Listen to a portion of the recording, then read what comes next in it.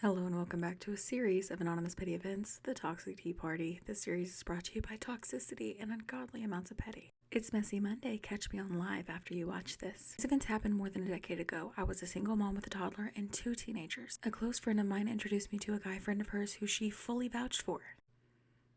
She had known him for many years, so I thought he was a good guy. My, how wrong I was. You can know someone your entire life and not really know them. He and I dated for a couple of months, and there were definitely some red flags. The biggest being how his phone would go off at all hours of the day and night. I didn't have very much self-worth or confidence back then, so I ignored it. Out of nowhere, he broke up with me and said that it was because my kids were too much. Then, mind you, he knew all along about my kids and never once expressed any issue with them. I just thought that it was fishy, but I figured, oh well, and moved on pretty quickly. A few days after he broke up with me, I received a private message from a strange Facebook account. Oh my god, I have PTSD. It was a woman asking me if I was dating that guy. Hey girly. I told her that I had been until a few days ago, but that he had broken up with me. She proceeded to tell me that she had been dating him for over 6 months and that she suspected that there were several other women. Her and I became fast friends and the investigation began. Teamwork makes the dream work. She lived about 3 hours away from him and 2.5 hours away from me. At one point when he had visited her, his phone had died, so he asked if he could log into his Facebook on her phone. What a fucking dummy.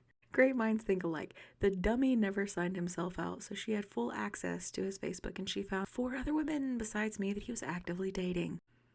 Do cheaters have extra time in the day or something?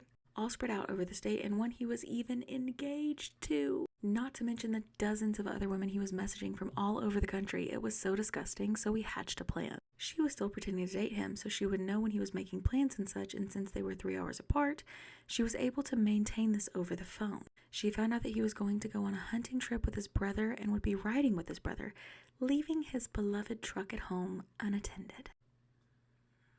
Mind you, this was way before everyone had Ring cameras and surveillance equipment. When I say that he loved this truck, I mean he loved that truck so much. It was his baby. It wasn't fancy or knew anything, but he talked about it all the time and named it and everything. Also, we found out that he had a type when it came to women he dated. All of them, us, were single moms who were on the chubby side. I know where this is going. It was like he knew that we would be extra vulnerable and he preyed on that.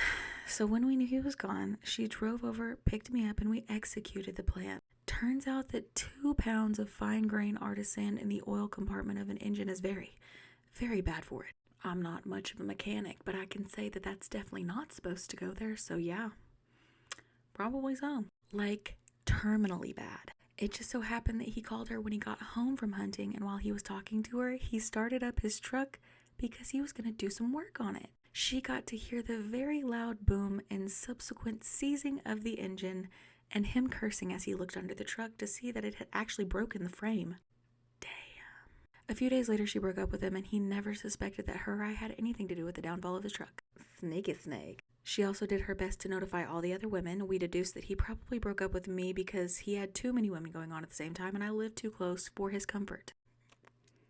I would say that that's a 10. I mean, it broke the frame, for God's sakes. You rate it on a scale of 1 to 10, 1 being the least petty, 10 being the most. If you have a story of your own that you want to submit, you can do so on the link tree in my profile. Like I said, it's Messy Monday. Catch me on live. I'll see you all at the next episode. Stay petty, friends.